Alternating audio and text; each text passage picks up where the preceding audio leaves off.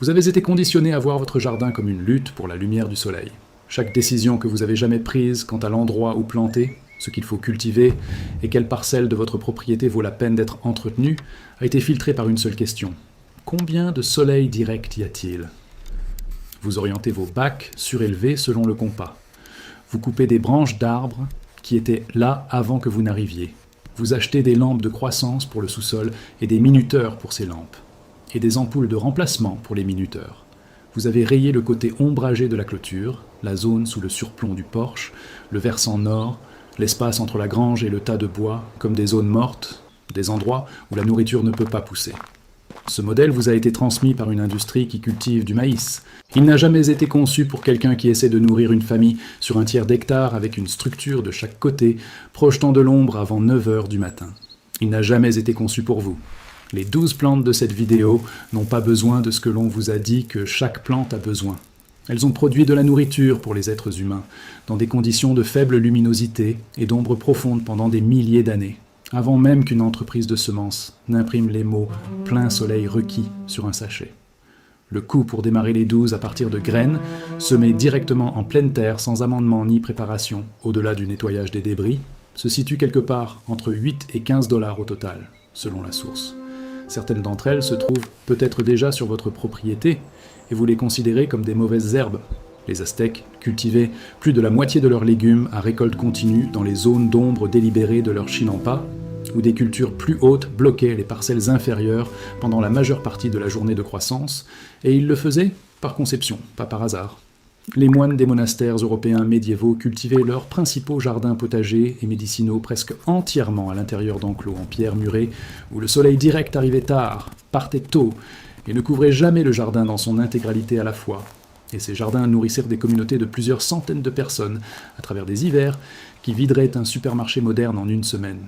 Les peuples autochtones du nord-ouest Pacifique ont construit des forêts nourricières multicouches, où la plupart des plantes comestibles du sous-étage ne voyaient jamais le ciel dégagé, et ces plantes du sous-étage étaient parmi les sources caloriques les plus fiables de tout le système, disponibles lorsque les cultures de plein champ avaient échoué.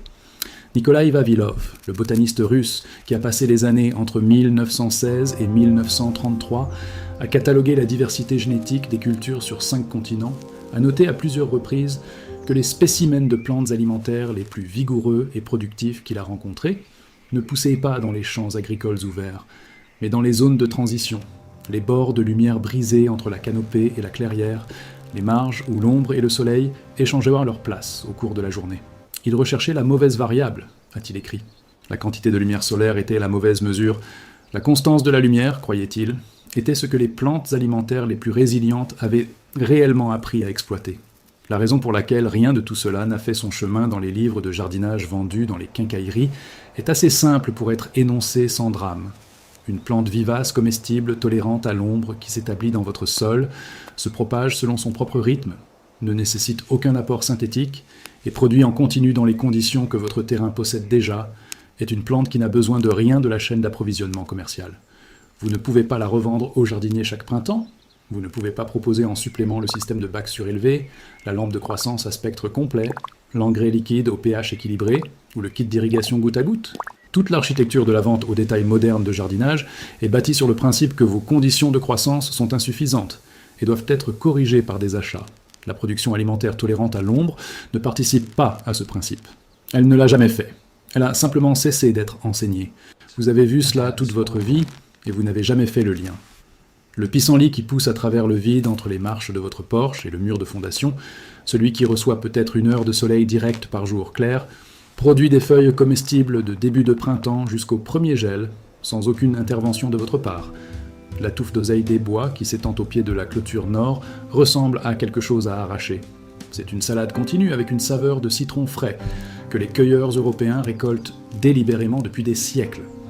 Les orties qui montent dans l'ombre humide derrière votre tas de compost sont considérées comme un super aliment dans toutes les cultures alimentaires traditionnelles qui les ont rencontrées, et elles poussent le plus densément dans exactement le genre de coin peu éclairé et humide que chaque guide de jardinage vous a dit être désespéré. La terre a produit dans ces coins tout ce temps. Le modèle vous a simplement appris à ne pas y regarder. Voilà ce qu'il vous faut. Je veux être parfaitement transparent avec vous sur chaque chiffre. Un sachet de graines d'épinards coûte environ 1,50 € dans n'importe quelle coopérative agricole ou jardinerie et vous permettra de semer directement assez de plants pour couvrir un carré de 2 mètres sur 4 avec une récolte continue pendant toute une saison. Pour les graines de choucal, on est dans la même gamme de prix, la même approche. Pour la bête à carde, 1 €. La roquette, 1,20 €. L'oseille, et celle-ci est importante car elle revient chaque année sans qu'on ait à la replanter, coûte environ 2 € le sachet de graines, et une fois qu'elle s'est bien installée, ce sachet est le dernier argent que vous dépenserez jamais pour des salades dans ce carré. La laitue de monsieur. Miné, l'une des feuilles comestibles les plus tolérantes à l'ombre et au froid jamais documentées dans l'histoire de l'alimentation nord-américaine, coûte souvent moins d'1 € et se ressème si agressivement qu'après la première année, vous ne la planterez plus jamais. Le cresson halénois semé coûte environ 2 € et colonisera n'importe quel endroit ombragé et constamment humide, y compris le canal de drainage le long du côté nord d'une structure que vous traitez comme un problème à résoudre. Les rampes, l'ail sauvage, peuvent être démarrées à partir de graines pour 2 € ou divisées à partir d'un seul bulbe acheté pour 3 €. Et une fois établies dans un coin humide et ombragé, elles se propageront et produiront chaque printemps sans aucune intervention de votre part. Les graines de capucine, 1,50 €, fleurs et feuilles entièrement comestibles, poussent bien à mi-ombre et y ont un meilleur goût qu'en plein soleil. La mélisse, à partir de graines ou d'un plant divisé chez un voisin qui essaie presque certainement de s'en débarrasser, coûte de rien à gratuit. La menthe, même situation. Les orties, vous en avez peut-être déjà, et sinon, une racine divisée chez quelqu'un qui a une belle touffe est disponible gratuitement dans pratiquement toutes les communautés rurales. Investissement total pour démarrer ces 12 variétés à partir de 0. 12 à 15 €, un après-midi, et aucun amendement de sol requis au-delà du simple nettoyage de la zone des débris. C'est tout, vraiment. Voici la seule chose que la plupart des gens font mal quand ils essaient de cultiver dans l'ombre pour la première fois. Ils choisissent un endroit, plantent une chose, arrosent 2 fois, voient une croissance lente au début par rapport au carré en plein soleil, et retirent tout avant que ça ait le temps de prendre. Ne faites pas ça. Une croissance lente, au début dans un carré ombragé, c'est une plante qui met son énergie dans son système racinaire avant de se lancer dans la production hors sol, et une plante avec un système racinaire profond, dans un carré ombragé qui retient l'humidité, surpassera une plante aux racines peu profondes dans un carré sec et ensoleillé pendant toute la période chaude, quand le carré ensoleillé a besoin d'eau tous les 2 jours et que le carré ombragé n'en a besoin que 2 fois par semaine. L'échec ressemble à une jeune pousse qui peine après 2 semaines. Le succès ressemble à une plante dense, aux feuilles foncées, résistante à la montée en graines et productive après 6 semaines, que vous taillez 3 fois par semaine pendant que la laitue de votre voisin est déjà devenue amère et montée en graines sous la chaleur de juillet. Voyez ça comme la pâte à pain et la pâte à pizza. Les deux partent des mêmes ingrédients. Celle qui lève lentement dans un environnement frais et tranquille développe une structure et une saveur que la version à lever rapide n'atteindra jamais. La plante à l'ombre lève lentement. Ce qu'elle construit pendant ses premières semaines n'est pas encore visible, mais ça se construit. Maintenant, voici comment on s'y prend vraiment. Vous nettoyez le carré des gros débris, branches, pierres, tout ce qui pourrait bloquer une racine. Vous ne bêchez pas, vous n'amendez pas.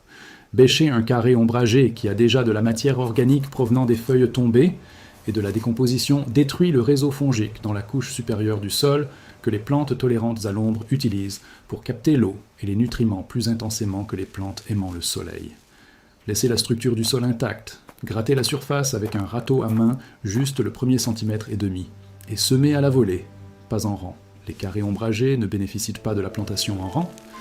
Ils bénéficient d'un semis dense et dispersé, qui crée un microclimat de couverture foliaire au niveau du sol, ce qui retient l'humidité, supprime les quelques mauvaises herbes qui tenteront de concurrencer, et maintient la température du sol stable malgré les variations. Arrosez le carré abondamment le jour de la plantation. Pas un simple arrosage, un trempage profond et lent qui pousse l'eau 6 à 8 pouces plus bas. Ensuite, laissez faire.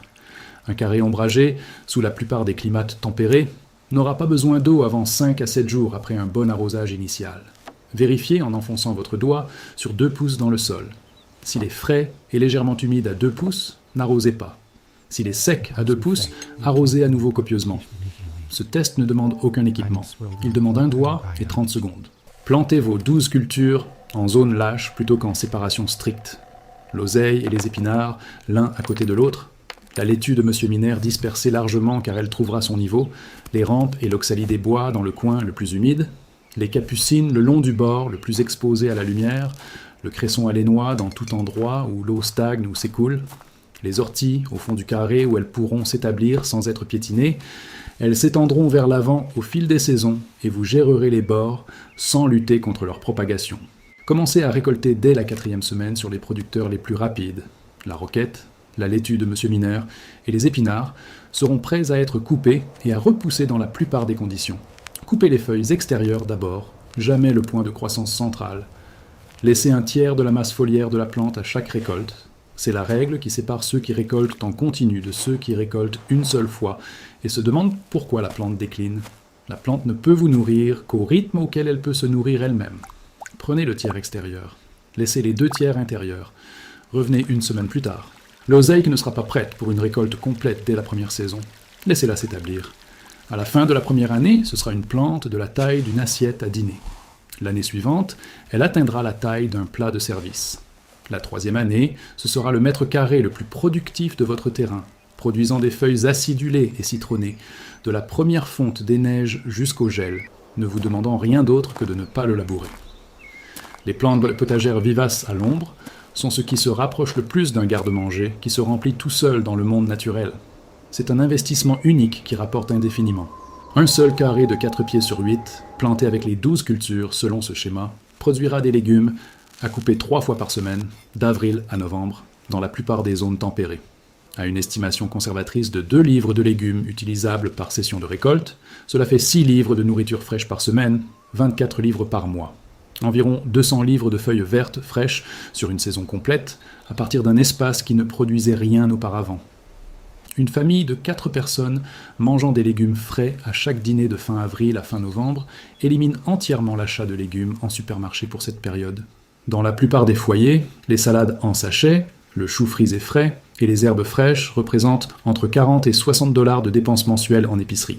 2 carrés de cette taille, 16 pieds carrés d'ombre que vous possédez déjà, couvrent cette ligne budgétaire pendant 7 mois de l'année.